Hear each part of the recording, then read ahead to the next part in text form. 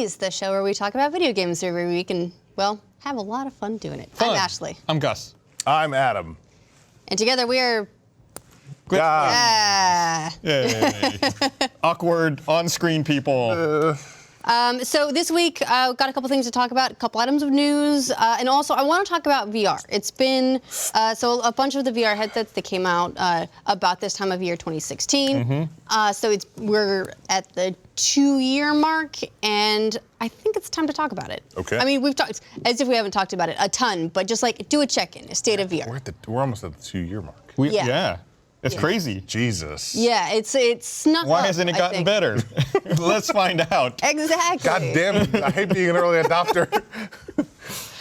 But before we get into all that, because I think that's going to be a whole thing, what have you guys been playing? Man, I've been like kind of searching through games. I played a good chunk of Bayonetta 2 on the Switch. That game is still really good. Have you played it at all? Have you played Bayonetta 2? No. Not on Switch. It's a really good character action game. It totally holds up. I mean, I don't know. There's not too much to say about it other than if you're looking for a fun character action game, that's the one. Can we talk about? We can. Okay. So yeah, we're in the process of playing through Ni no Kuni 2, which comes out next week, because we're gonna talk about it. We got a couple early codes from Bandai Namco, which was really lovely of them to send over. I loved the first game, so I just went to them. I was like, look, we'd love to get some codes for this. That would be great. Thanks. And they sent over some codes, which is very, very sweet of them, and I'm excited. The first game was fantastic. The second game, very, very different. Yeah, I went in with it. I did not play the first game, but from my understanding, there was like some Pokemon elements to it, and it looked like an anime game with Pokemon, and it looked really fun.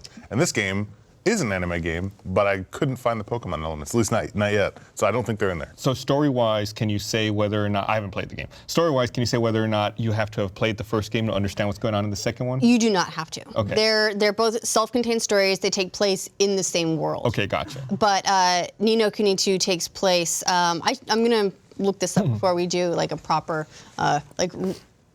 review discussion about it, but it's like, hundreds of years later. Okay. Totally separate. So there are some references back. I went through a puzzle that was telling a story, and I was like, aha, I reckon there's my little fairy dude with the lamp in his nose. I see this. And so there are some callbacks and there's some references, but you don't have to have played the first to understand the second. I played the first Ni no Kuni for about 20 hours, and I think I stopped when I realized after 20 hours I was still having new systems and kind of tutorials introduced. I was like, okay, this game's in it for the long haul, and I had to put it down. Were you not, does that not excite you though? Like when you get 20 hours in, you're like, I'm still having There's just fun. so many games. Like there's just so much stuff to play. Like if I'm still in a tutorial 20 hours in, then I worry like, oh God, this is gonna dominate for months.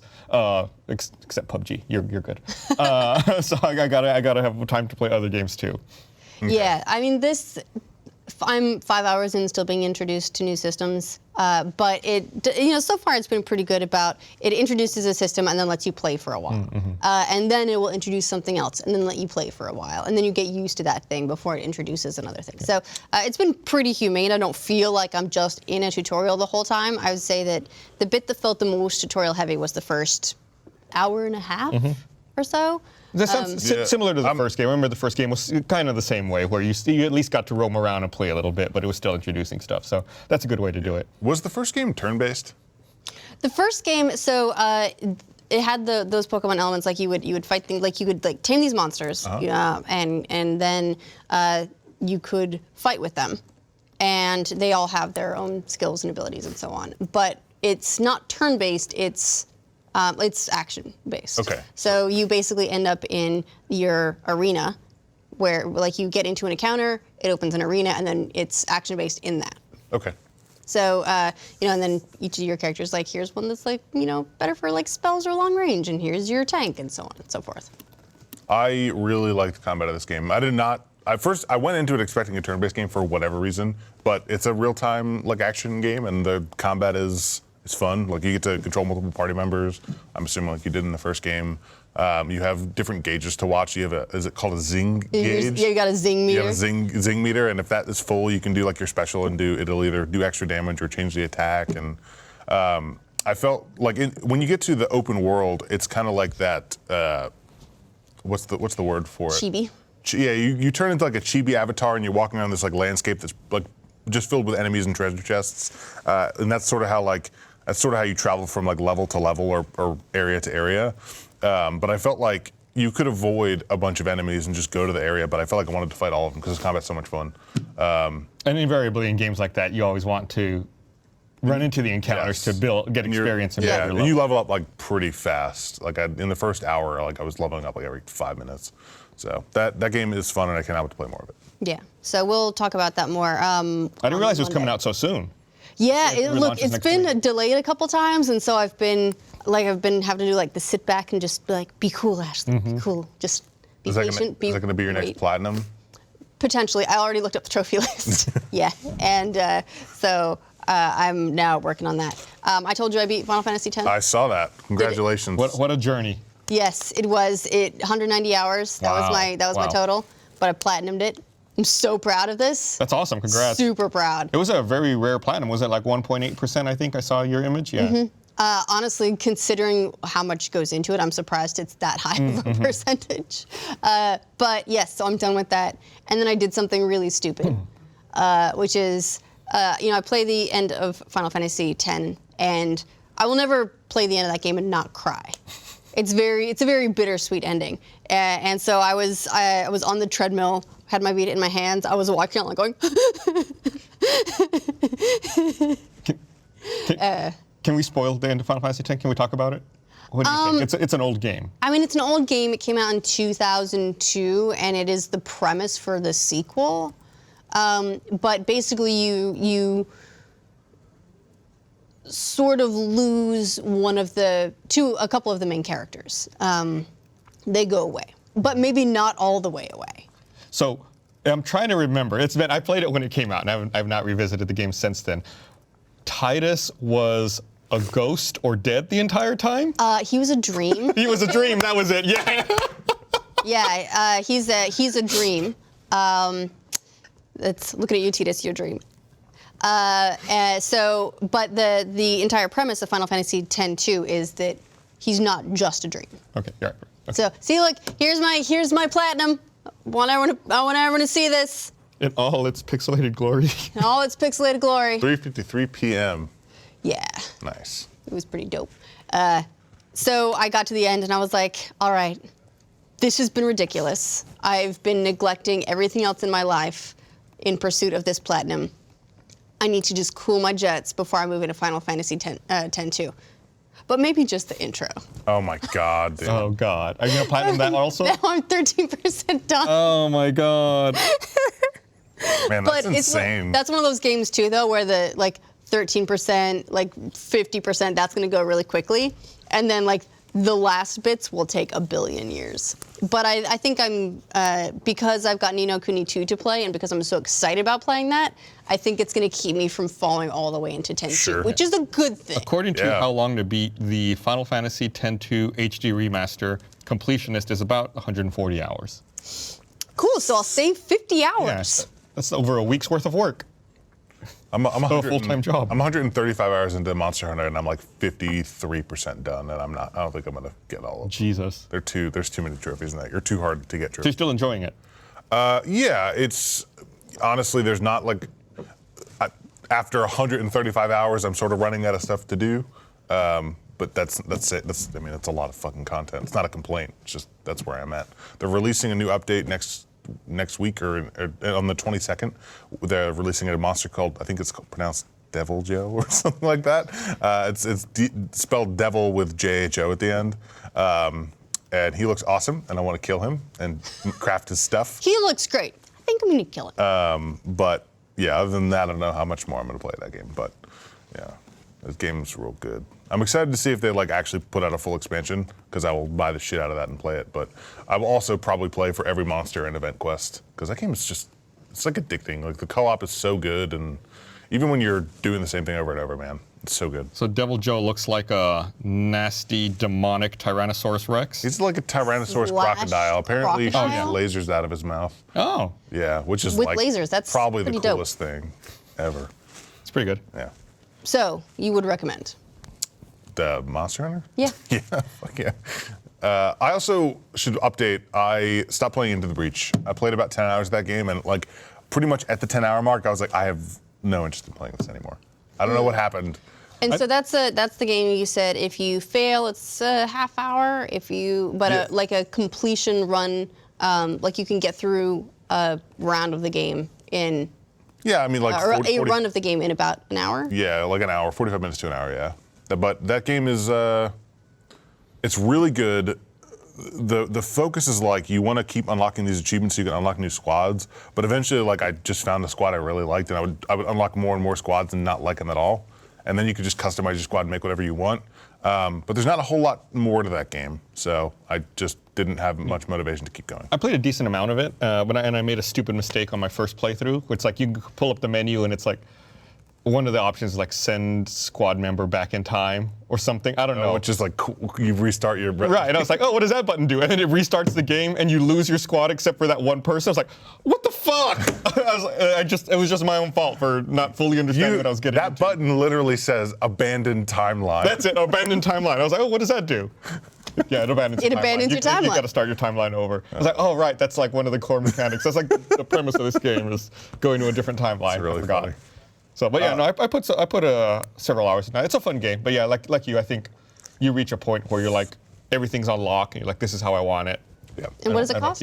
Into the Breach. It's like $15. So you'd say that if you get 10 hours out of it, I think I loved the hours I played, but it hit a wall really quick after 10 hours. But it's definitely, I think it's worth it if you for like that sort of $15 game. You can't beat it. Yeah, it's like it's. I would say it's less of a turn-based strategy game, more of a puzzle game.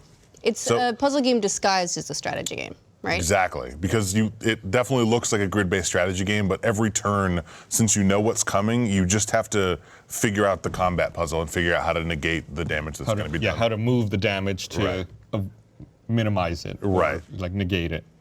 It's fun. It's a really fun game. It's really fun. I hope they update it and add more stuff. We'll see. Yeah.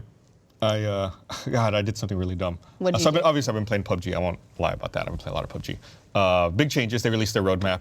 Was it last week or earlier this week? Their development roadmap for 2018, which has some really exciting stuff in it, including developer API support. And I applied to be early access developer. I don't develop currently, but I'll learn for you, PUBG. But I think it'd be cool to see what other things are that are available. They acquired Mad Glory to handle a lot of their developer API integration and stuff like that. So obviously I've been playing still a lot of PUBG. But the other day I was browsing Reddit and I saw an Age of Empires 2 screenshot. And I was like, oh man. I saw you play it. I was like, what? I was like, why didn't I ever play Age of Empires 2? And I looked at Steve, I was like, I already own Age of Empires 2 HD. Sweet, let me play that. And I started playing it last night and I played about 30 minutes. I was like, oh right, Dad, I remember why I don't play this. Yeah, I saw you load that up when I was playing I was like, you're playing fucking Age of Empires? It's like, I have a 4K PC monitor, and it looks absolutely ridiculous. There's no like real way to scale the interface, so you end up with all these tiny buttons and this huge black unopened map area. It's like, and it's slow. I mean, it was a fun game 20 years ago, 15 years ago, but it's still a fun game. I mean, but it's just like gaming has moved on. Yeah. It's changed quite a bit. So, but it was still fun to load it up, to realize I owned it, load it up, and be like, oh right, yeah, I did try this before. I remember now. Yeah. Right. This is why I stopped. Right. This is why I only had 51 minutes logged in this before. Makes sense. Mm-hmm. So the PUBG roadmap that they released, it's quite a bit of stuff. They are doing a 4x4 kilometer island map that they're going to be putting out. They're also updating the textures on some of the buildings. They show like the current style and the new style they're going for, which really I think makes a huge difference. Some new game modes. They recently released. They're doing some new vehicles. Yeah, they were really coy about the game modes. I'm curious to see what they have planned for that. Right. Maybe they're trying to keep it secret so they don't get ripped off before they get to put theirs out. Right. They're doing achievements, in-game friends lists, squad voice chat in the main menu, limit vehicle bullet penetration. Yeah. In fact, the achievements are out already, and they also put the emotes are also out on the live server as well. They are overhauling the parachute system, the TPP and FPP animation systems. Oh, yeah. So they're going to make that all better, stability, optimization, security. It sounds like they're planning a lot of stuff for the game. A 3D replay system, so you can basically like watch the game being replayed from within it, which is pretty cool. They have a limited one right now, but it's centered around you. It only goes so far. Mm-hmm. Maybe they're going to add the whole map. And then some custom game systems as well. So there's a lot that they're doing for this year. Mm-hmm. Which is good, because it's easy to look at a game like that where it's essentially one mode. It's it's now 2 maps. It's going to be 3 maps. Even if you do like duos, squads, it's still essentially the one mode. Mm-hmm. It's like what do you do? And they also have zombies, but no one really plays that. It's I don't know. It's really not the best mode, I think, for PUBG. But yeah, I'm curious to see if they have, like, I know Fortnite has the 20-man, like 5 20-man team mode right now. That's pretty cool. That sounds interesting. I'd like to see maybe something more objective-based, where teams control area and then try to push each other. There was a new game that just got announced. We're playing Battle Royale games and moving away from the Battle Royale. Well, still 100 people. Like, I'm not saying like you respawn. Right. I'm saying this, you have 100 people, and like who can claim the most territory. Gotcha. And then there was also an interview with Gabe Newell earlier this week, and he dropped a little bit of information about PUBG sales and overall in the Steam ecosystem. And he said that PUBG is Steam's 3rd best-selling game ever. That's huge. Which is fucking crazy, considering it's only been on Steam for maybe a year, not quite a year at this point. Yeah, it's because it came out. I think it was April of last year. Yeah, it was March, April last year, and it just went absolutely bonkers. No, March 2017, yeah. There is a new game. So a bunch of former Halo and Battlefield devs have formed a new studio, and they just announced a new game called Scavengers, and they're calling it a co-opetition game. I saw that. It seems like similar to Battle Royale, or like a twist on it, in that it is everyone who's playing in the match drops into this island and has to scavenge and build up resources. But it introduces PvE elements as well. So let me have a look at this. So it's not just pure Battle Royale, and this is where we're starting to see those twists on that formula. People being like, well, what if we took it but did this with it? And I think that's where it starts to get pretty exciting. So here so we maybe go. like some creep from like a traditional MOBA that's also on the map in addition to your human players. Exactly. So there's a building phase. You hunt for resources and construct weapons, and then you take on enemies like AI wildlife, and then defend an area to extract the bounties and basically outlast the other players. So it seems like a cool twist on it. Yeah. But no details yet on like when that's coming. It was just announced. Oh, they announced all their features. Now it's going to be in Fortnite next week. It's true. Fortnite, man, whoever was responsible for adding Battle Royale to Fortnite saved that game. Whoever was responsible for adding Drake to Fortnite last night. Oh my That God! was I've crazy. never seen my Twitter feed explode about any subject And so like for that. those who were not on Twitter at the time, Drake joined Ninja streaming Fortnite on Twitch, and it broke all kinds of records. I think the previous concurrent stream record on Twitch was held by Dr. Disrespect, and I want to say it was like a 368,000 or Yeah. so. And last night, Ninja and Drake got, I think, 665,000. Wow. Which is fucking crazy. It's almost doubled up on the previous record. Whoever the marketing person who put that together is, they're probably feeling pretty fucking Brilliant. good this morning. That was. People were talking about it like nuts. I mean, When I wake up, and I kind of check Twitter before I wake up, and my whole feed from the time I went to sleep to the time I woke up was all about that. It was nuts. Yeah, so it was 630,000 concurrents, and the previous record was 388,000 for a single player's stream. So that's crazy. yeah. A lot of people. That's such huge reach. That's such You're great visibility for You're that looking game. at like network TV reach at that point. Yeah, I mean, they're definitely past cable. Yeah, so that's huge. And you know what? Since we're talking about news now anyway, let's talk about news. Sorry. Yeah, let's talk about news.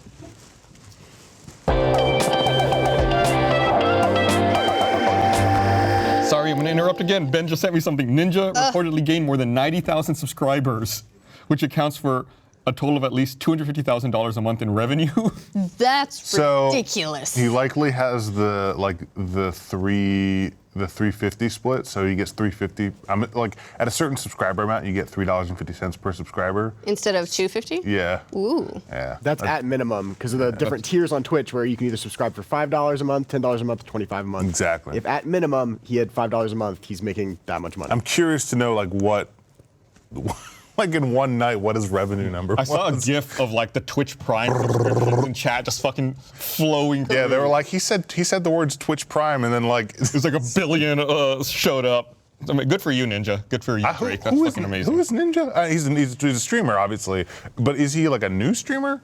So he's been around for a while, but he really picked up with Fortnite. Okay. And he just suddenly went, when he got over 50,000 subscribers, this was a relatively recent thing. People were like, what is this? What is happening? Because he's the fastest growing streamer on the platform. Right. But you know, he's been around a while, previously an esports player. Okay. That's why he's so good. Everyone's like, this guy's the best Fortnite player ever. In fact, Polygon even did a story on him. I think it was back on March 6th, it looks like, asking, who is Ninja, the Fortnite streamer dominating Twitch? And they said that between February 22nd and March 3rd, he gained 50,000 subscribers in that period of time. So, and that's not including all that new Drake subs. And that is fucking awesome. Good for him, man. Yeah, that's great.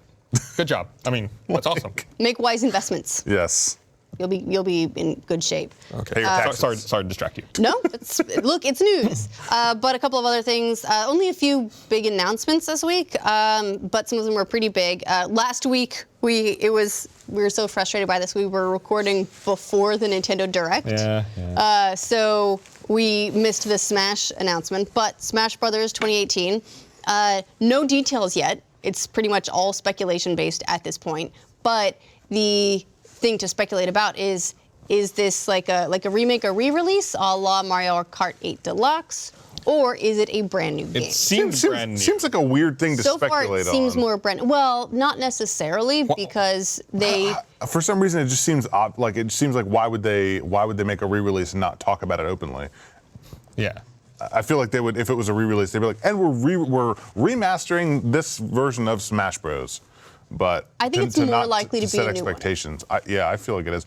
So when I saw this, I was watching. It was a great reveal trailer, by the way. I was kind of like mad because they had already spent like 5 minutes on Splatoon 2, and they're like, we got one. They were like, all right, goodbye. Never mind, we have one more announcement, and they showed another Splatoon video. I'm like, are they announcing another Splatoon mode? And then the turn happened. I was like, oh my god, they got me. I love all the comments on social media about how they were just like Splatoon having a good kids time, having fun running around. Then she turns around and it's like every other Nintendo franchise is here to fuck you up. Yeah, it's like you're gonna get beaten into the gang. Having a good time, about to get the shit kicked out of them. I think it's a safe assumption that they will be in the next Smash Bros. Whatever the Smash Bros. Is. I think that is safe to say. And so will Mario also, and Link. Mario, and it looks like the Breath of the Wild version of Link, which is not too surprising. So pretty interested to hear more about that. I don't know when we will. I wonder if they'll have like their own special director, if they're just gonna hold information off until E3 and then do like a full reveal. But that it is confirmed to be coming 2018. I think a lot of people very, very happy about that. Yep. Yeah, I'm sure we'll see more at E3. Yeah. Oh no, we definitely will. It's just will we see anything before that? I doubt it. I'm sure they're gonna hold it. Do you have any characters that you want to make it into this version? I mean, I always like playing as Samus. Right, but I'm saying like characters that might, like for me, I'm looking at the Champions Ballad DLC and like all those characters and like wondering like who, like maybe Daruk, is that his name? Daruk, the big rock guy. Like I just want some of those Breath of the Wild characters in that game. Like, that would be pretty fun. They don't do too many from any one franchise. I know. Well, they try and limit it. They do, but I feel like Breath of the Wild is such a big franchise that they might give another one, but who knows? But I'm interested to see what new characters will be in it. Yeah. Me too. Like I can't even speculate. They have such a diverse cast in those games. They had Snake in the GameCube one, right? Yeah. Which is the best. Yeah. At the moment, though, I'm going to peg it as a new release. We also got a Shadow of the Tomb Raider release. This was sort of announcement or like reveal of the. We knew the game was coming, but they have the release date, which is September 14th. The platforms, which are Xbox One, PS4, and PC, and that it's the final game in the sort of like young Lara origin trilogy. Which is, it's lovely to have all those details, but did you hear about the countdown timer snafu? No. So on their website, they put up a countdown timer. Basically, a check back tomorrow, we'll have a cool announcement. That's great. Except in the HTML of the website, they had September 14th release date. They had the platforms. They had all the details that they were going to announce. It was just in the there. HTML. Wow. Why? Nobody will right-click and view source. Yeah, don't ever do that. If you are trying to like hide something, don't put it in your HTML. Don't serve it to every single person who visits your website. Yeah, that's I'd not heard that. That's a little stupid. Yeah, interesting timing of the announcement too, given that the Tomb Raider movie is coming out this week. I'm sure they're looking to tie into that excitement for all the Google searching for Tomb Raider. Yeah, got a ticket to go see that tonight. Very curious. Oh yeah. It's doing all the reviews that I've seen, like the Tomatometer. Tomatometer is it's like 50%, which is not amazing, but they were all like overseas reviews. Right. So I don't know if the embargo is not lifted here, or if they didn't do review screenings, or what the deal is. But I haven't seen any reviews yet, so I'm just going to go see it, and I'm really excited. I'm going to go into it optimistically, hoping for just a fun movie, and hopefully it'll be a fun movie. Yeah, and we'll do a video talking about that too. I see the HTML here from the countdown timer. Yeah, it's just sort of like, oh, sweetie. It says, Shadow of the Tomb Raider is the climactic finale of Lara's origin story, available September 14th, 2018. It's like the actual release. The actual announcement. Yeah. Just in the HTML. So, whoops. But what's this other thing? Reveal date April 27th, 2018. So that's when they're going to show the gameplay. Oh. That's when they're going to do like, this was, they've had the game announced. First it leaked a billion times, and then they were like, okay, yes, Shadow of the Tomb Raider is real. This is the platform and release date announcement, and then they'll do a proper reveal next month. Gotcha. Okay. And they're revealing the reveal. Yeah. They're announcing the announcement. Gotcha. But so then we'll see more next month, and then we'll see a ton at E3, and then it'll be out in September. Mm-hmm. But nice wrap up to the Origin trilogy, which is cool. Stupid E3. I'm mad at E3. Why are you mad at E3? They said I'm not a full-time employee at Rooster Teeth, and they won't give me a badge. So clearly that's going to get worked out. I'm so confused. What happened? So every year, when you go to E3, the next year you typically get an email that says, "Hey, we know you came last year. Here's the link to go ahead and pre-register for this year." So I filled it out like I always do, and they did the same thing. They ask you to verify stuff, like you send them typically a pay stub or business card or whatever, something that proves that you work. They have you sent that stuff? Yeah. I don't think I had sent any of that. See, I'm getting it's racial profiling. So I send them all that shit, and then they just reject it. They got an email saying, they said E3 is only for full-time professionals in the industry, and your documentation shows you're not full-time. I was like, what? And then that's it. No way to contact them, no way to change it. So I found like an email address on their website, and emailed them like, hey, what the fuck? And they replied saying, oh yeah, you just need to have your hours worked visible on your pay stub. And then they closed the ticket. And I was like, what? So I replied like, I'm not an hourly employee. What do you want from me? They're like, oh, just upload your W-2 then. What? To go to E3? You have to send them your W-2?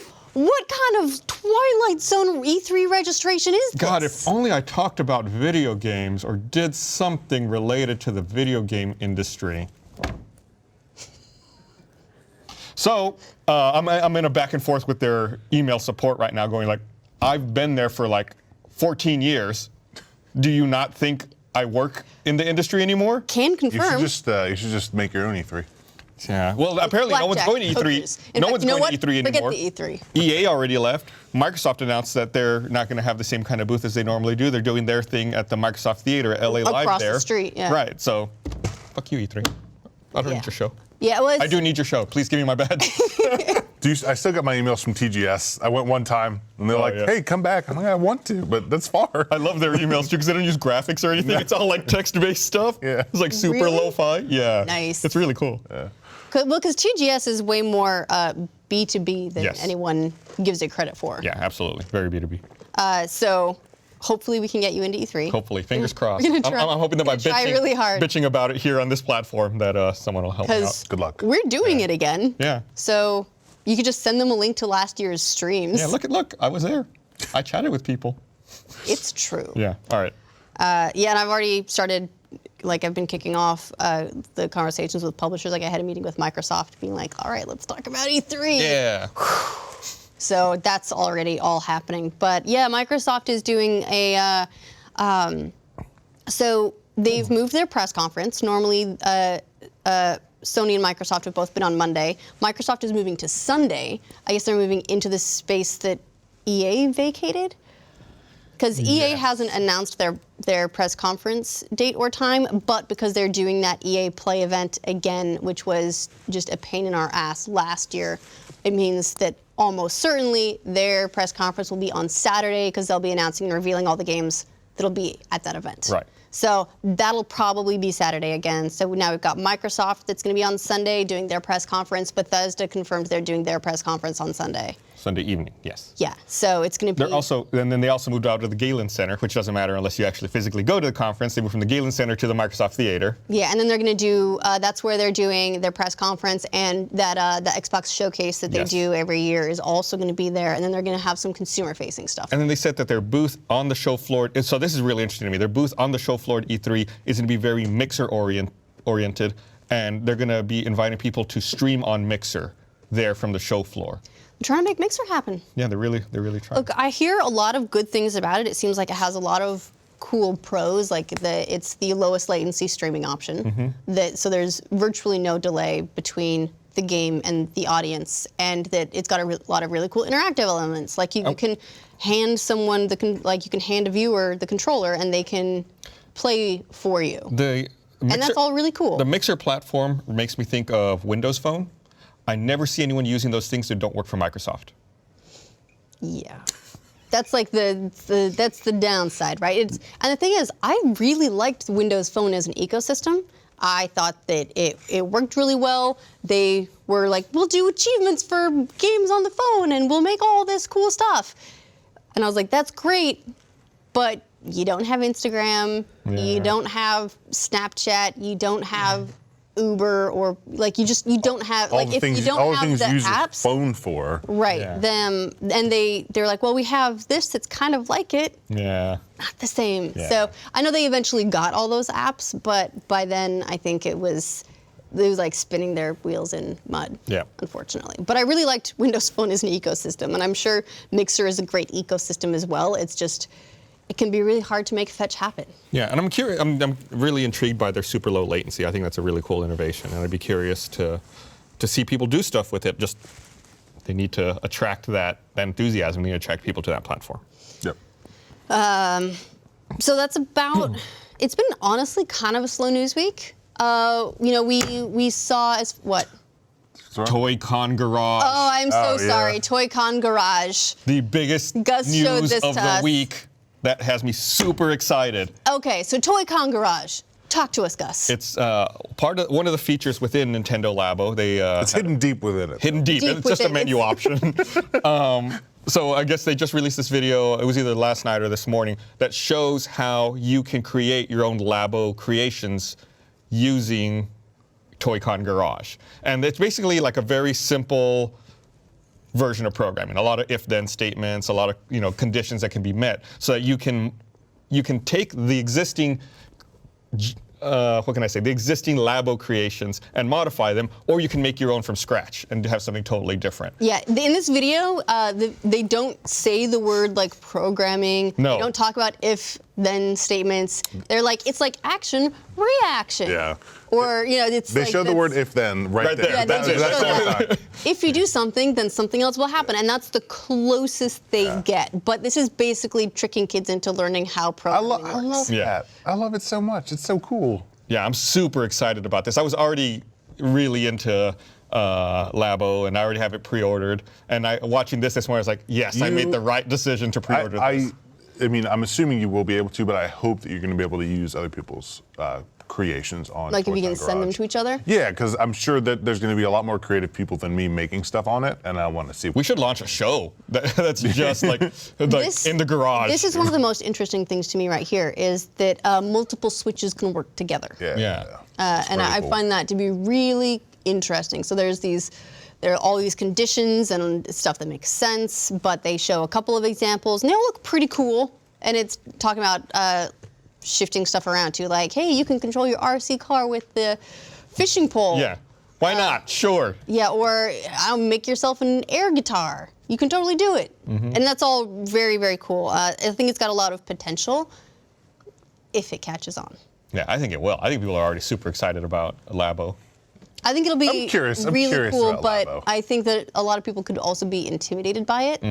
Nintendo was doing their best to make it look really approachable, but I think it's still kind of a confusing concept for a lot of people. Yes, Like, true. wait, so I have to take something and I've got to build something and it's going to be out of cardboard, so it's going to be shitty, and then I can play a tiny piano? Or imagine building, cats love boxes. Imagine building a cardboard cat fort that has like Labo integration, so like the cat can fire machine guns or. Well, now that you're bringing cats into it, you're marketing it correctly. See, yeah, there's like that's the first thing I thought of. It's like you could make a bitchin' box fort for a cat that's like with some cool Labo integration stuff. My cat loves destroying boxes, so it might not work so well. It can scream. Yeah.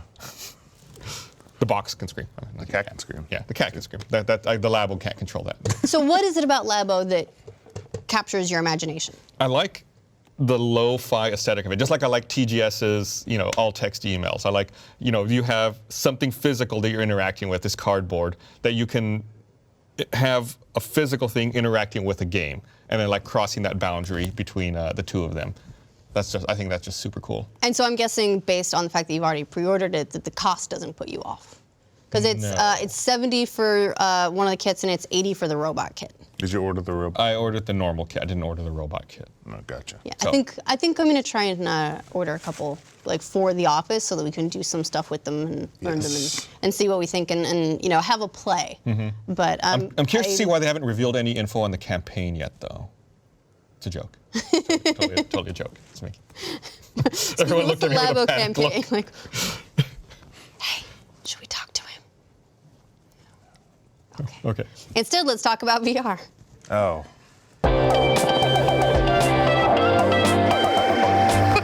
God. That's a great transition. Glitch in real life. I mean, that is the best stuff to come out of VR is people hurting themselves. Same thing with the Wii.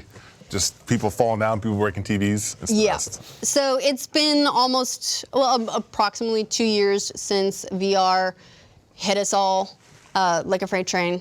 For a while, it was all anyone was talking about, and it seemed like it was going to be the next big thing. I was looking for sales numbers for the various headsets, and guess what? They're not talking about them. Nope. Which They stopped reporting them almost immediately. and the silence is deafening. They were all of the analysts were predicting 600,000 sales for the Vive in year one, 400,000 for Oculus Rift or vice versa, and they were crazy. And now the closest I can get is HTC Vive announced as of November 2016, they haven't announced anything since, that they had done more than 140,000 units. Oculus Rift, no idea. In January 2017, Tim Sweeney estimated the Vive was outselling Rift 2-1, but the Oculus Rift also did a price cut, which has reportedly helped it, but no one is talking about the actual numbers. The only one that is PlayStation VR. As of December 2017, they announced they broke 2 million units. Which is great, but I mean, the thing I always see is before I buy like a multiplayer Vive game, I look at the Steam, Steam Spy, and you can see the active players and the most active players, and even for popular games, I haven't looked at VR chat, but even for popular games, it's like 200 people at the most. Most of the time, it's like 50 people or 30 people. And like, I can't imagine anyone's making a game for 30 concurrent people. So, I mean, I think the way I can look at it, so you can't necessarily glean sales numbers, right, from hardware manufacturers. Totally. So I think the next step you want to take then is to look at popular VR titles and see what they've sold. So I have Arizona Sunshine here in front of me, which is probably one of the most well-known, one of the VR games, I think, across the platforms. And from what I can read, they raked up $1.4 million in sales in 1 month, and divide that by 30? $40. Oh, 40? Which is their cost. Oh, did I do that right? No, there's another zero there. That's 350,000 units. Okay. And if you look at Steam Spy, Steam Spy says that they have 123,000 owners. Okay, so it's like roughly split then. The Not very many. there's a free download for Vive called The Lab. And if you look at the owners on that, that one it's over 180,000.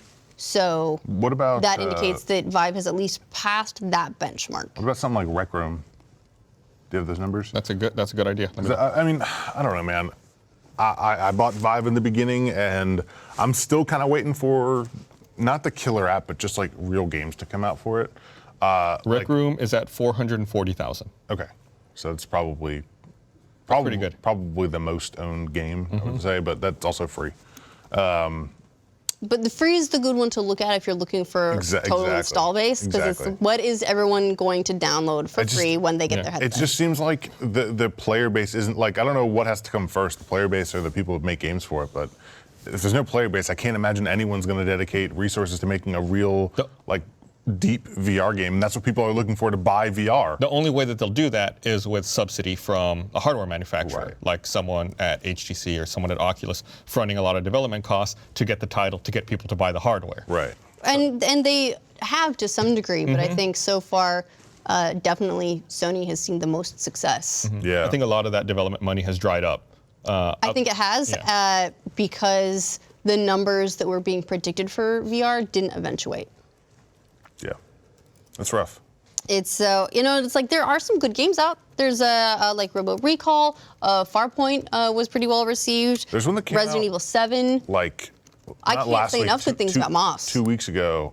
People love Moss, but there's like it's Brass Tactics was the one you were. Yes. That game looks awesome, but I didn't use it because I would have to use Revive. But I would like to play it at some point. Yeah, I think we looked at getting that at home, but we don't have the Oculus Touch controllers. And I think that's part of that fragmentation is what is hurting VR as well, because Oculus came out and then the controllers came out later. Right. And it's hard for me to justify getting the touch controllers as well because we haven't used the Oculus Rift enough, full stop. Right. We do use the Vive fairly frequently.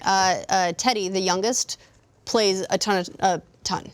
He loves to play, like he'll play Job Simulator, he'll play whatever in it. He doesn't really care, he just really likes VR. What would you say is like your most time spent in a single VR game?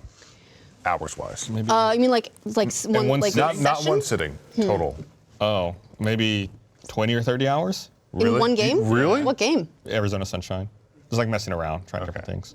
Yeah, I mean, the most I have is like 20 or 30 hours in Orbis, which is like an MMO, and the rest are probably sub 10 hours. And Yeah, mine are so pretty I would say 10. total, I probably have less than 50 to 70 hours in VR. And when you consider that's the saying cost. a lot, especially like if you bought it early, it's like that thing's nearly $1,000 plus the gaming PC. And I really thought and the thing is, I still believe in the technology a lot because it's every time I put it on, it's magical. And there's a lot of potential. And you look at something like the Ready Player One movie that shows you, and yes, it's fantastical and it's all CGI, but it's that sort of vision of where something like this could go. Yeah.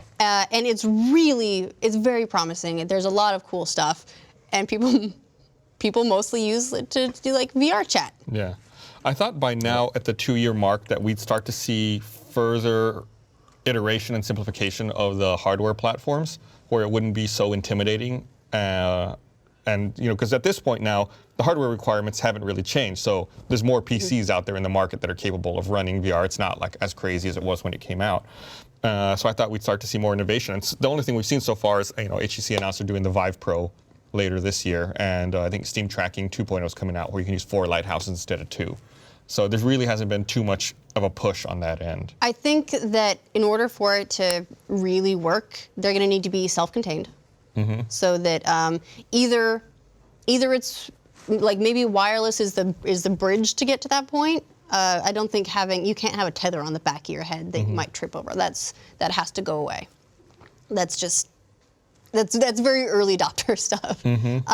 And so wireless is maybe the bridge, but I think they need to get to the point where the headset is a self-contained unit, and it's doing it's doing its processing. It does everything for itself, and that's difficult because one, you're asking That's this tiny thing to process a ton of stuff and have a battery life. Yeah. I don't think it's like ever going to get to that point. I mean, it will Maybe in eventually. like 15 years. No, it'll be sooner. I don't know. It's You can already build like a super tiny home theater PC with like a you put it on 960 a in it. backpack though, Right. But not like a headset. Yeah, but I mean, we've already reached a point where we can do that. It'll continue to miniaturize, and you'll be able to get it small enough within. 15 years, I just think is too pessimistic. Okay. You can do it within 2 or 3, I think. Yeah, I mean, I don't know. I don't know what it's going to take, but I'm still hoping for like Valve has announced that they're working on multiple games for VR. Yeah, I think they said they're working on 3 VR titles. And I'm crossing my fingers for like a Portal or Half-Life 3. And- I know everyone's like Half-Life 3 is never coming out. It's going to come out. never coming out. It's coming out but in VR. Portal, not Bridge Constructor Portal. No. As lovely as that game is, it's not. it's all right. It's not the Portal that played we're it. looking for. I played it a little bit.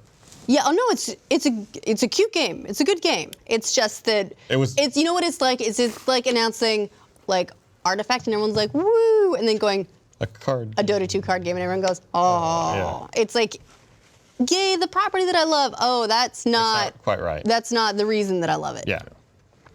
But so yeah, I think a lot of the things we said are what we need. We need wireless, hopefully standalone, like all these innovations, and We need just more accessibility. I think it's still at a point where non-hardcore people don't understand how to hook it all up, even though it's just plugging in USB and HDMI. Yeah, and eventually, if we get to this self-contained space too, or make it so that the headset is the thing doing the tracking, not needing lighthouses, that like the headset can see the room and see where you are and see if there's something in the way that you need to not go into, so that you don't have to set up all this stuff. The idea needs to be you drop the headset on, boom, you're in another world. I feel like we need more games like Resident Evil 7 that have VR support but aren't reliant on it.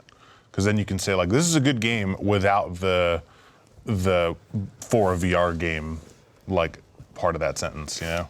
Yeah, but Because- I mean, would you say that Orbis is just good for a VR game, or is it a good game? Yes, it's just good for a VR game. Oh, well, that's too bad. Like, don't get me wrong, it's really fun in VR, but like outside of VR, that stuff would be so mundane. It would just be like, okay. It's like I'm playing like an alpha of RuneScape or something like that. It's just like not. Yeah, I think Yeah. the most interesting things so far have not been games, in my opinion. It's been like some interesting art installations or artistic experiments. You know, the big easy one for people to get into is Tilt Brush. Then here at South by Southwest, which is going on right now, there were a lot of cool interactive things, like you talked about the Ready Player One VR experience. Meow Wolf did some work in VR that was pretty cool. And I think like it's interesting experiences right now as opposed to interesting games. There are a lot of cool experiences too. There was, and we loaded this up in your office. So I'm a huge Brandon Sanderson fan. I love my Brandon Sanderson fantasy books. And he has a series that he's writing right now called The Stormlight Archive. And right now it's a couple of books into it, but they just released this VR experience called The Way of Kings, which is, it's based on the first book. But this... I'm staring at his leg because he's just bouncing the. Oh, are you? No, I wasn't smiling because of that. I was smiling because of how much you love the Way of Kings experience. Oh, yeah. Oh, yeah. So this fantasy world, there are a bunch of like people get these sort of different powers, and they this one character in it who you are essentially playing as in this experience, he can sort of reorient gravity and link gravity to different things. So he can. Labo? What? What? Toy-Con Garage. Toy-Con Garage. He can essentially anchor himself to the wall instead, and now the wall is down. And so they have this VR experience where you can go into this, you're on the Shattered Plains, which is where a lot of the book takes place, and you go down into the chasms, and you can lash yourself to the wall. And so there's a lot of really cool stuff in this experience that if you're a nerdy fan of the books, is really cool to see and experience for yourself. It's also 30 minutes. It was like if the last fight wasn't like we fumbled through the last fight or watching you, and that would have been like a 15-minute experience. I think so, yeah.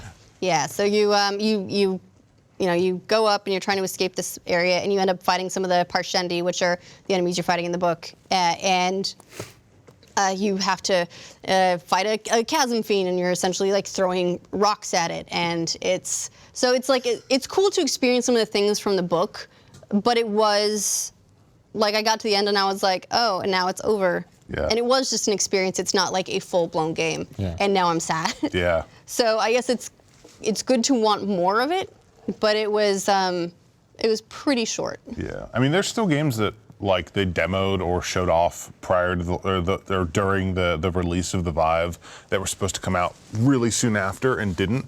The biggest one for me was they released a demo of it. It was budget cuts, and that was like the best demo for a VR game. It was super responsive. Like the method of movement was really unique. Like it felt like it would be a complete experience if they just released it, like when they released it. Mm-hmm. And they just haven't. It was supposed to come out that year, 2016. And then nothing. Nothing. It still says coming soon. Yeah, it went Release date 2018. Yeah. Yeah, I'm worried for a lot of VR developers. There's a VR development house here in Austin. It's Alchemy Labs. Yeah. Oh yeah. Well, And they're based here, and yeah, it's like they make good stuff. But if there's no install base for the hardware, it's hard to sell your games. Oh, they got acquired though. Did they? Yeah, Google acquired them. Okay, well they're They're fine. Don't worry about them. They're fine. They're going to be working on Cardboard or Daydream and they stuff. made didn't they make the Rick and Morty game? I think. Yeah, they did. Yeah. I think they also made a Job Simulator and something else. Yeah, I think the big concern for VR is that what's taking off is the less premium versions of it. Yeah, So, and like Gear VR, they've announced like they've sold 5 million plus of those. Yeah. So and those are the ones where you just drop your phone in. Real fast, Ben says that Budget Cut says they'll have something at E3.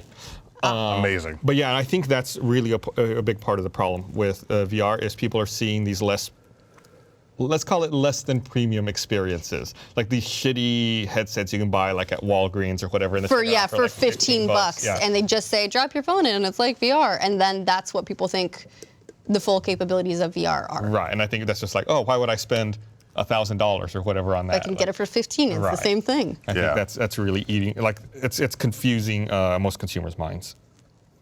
Yeah, so I think Facebook is happy with their Oculus acquisition. They were saying that they were going to need to sell like 15 to 20 million Oculus Rift headsets. I think they're in it for, hopefully they're in it I for a bet long Palmer Luckey is pretty happy about it. I'm sure he is. Like he got out while the getting was good. Yeah. Yeah. So, was VR a fad? No. I think it's close to becoming one at this point, unless we see something happen this year. I don't think it's like gonna go away. I think it's just gonna like float in this like the technology's really good land for longer than we want it to. But I still think it'll eventually become something bigger or better. Maybe when Valve decides to release some fucking games for it. Keep in mind that VR's been trying to happen for a very long time. I know. Yeah, I remember. I'm an old man. I remember the previous iterations Oh of this. God, I remember being at I remember E3. Lawnmower Man.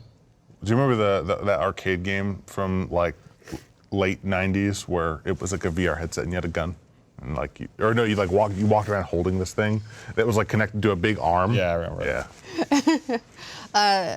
The first VR headset I ever tried was E3 is Kensha Hall. Of course it was. It was in like the basement hall that smelled like where dreams go to die. That's where all the weird peripherals are. Yes, and Ubisoft had a Ghost Recon demo on this hardware. I don't even remember what this hardware was. Oh wow, That's it. Yep. That's the thing I was talking about. Yeah. That looks like an Yep. Beachhead. alien bug. But yeah, this headset, I remember putting it on and I felt like I got this horrific headache using it for no. just a couple of minutes. Yeah. But that's, like, it's been trying for, decades at this point. VR has been trying. So I feel like this is the closest it's ever got.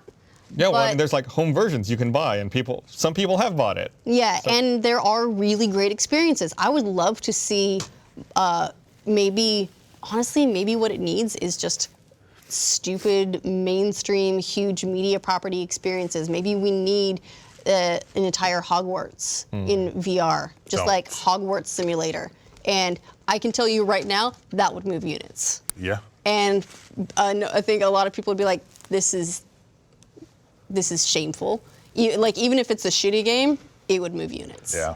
or get like those really big properties that a lot of non-gamers might actually buy into with. No, that would make sense. But then you got to convince the people who own the property that it makes sense for them financially to make this for a small market. Yes, that's true. That's true. But hey, I mean, we're getting a bunch of like Harry Potter mobile games. So Yeah, but at this point, Are we getting a bunch they're of open to stuff? licensing. Well, that's a big market.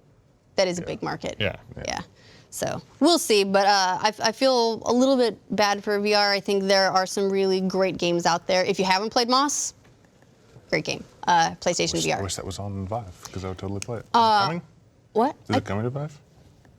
Not to my knowledge, but I can lend you my PlayStation VR headset. Sure. I just want more people to play it. Yeah. So I will lend it to you, or I'll bring it into the office or something. Great.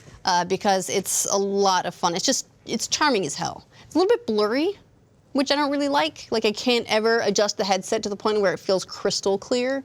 But I can high-five my mouse buddy, so I'm willing to give it a pass. That's so Cool. So that's it. Let us know, do you think that VR was a fad? Can it still happen, and what does it need in order to be a success if all the stuff that's come out for it yet hasn't quite managed to make fetch happen? Let us know in the comments.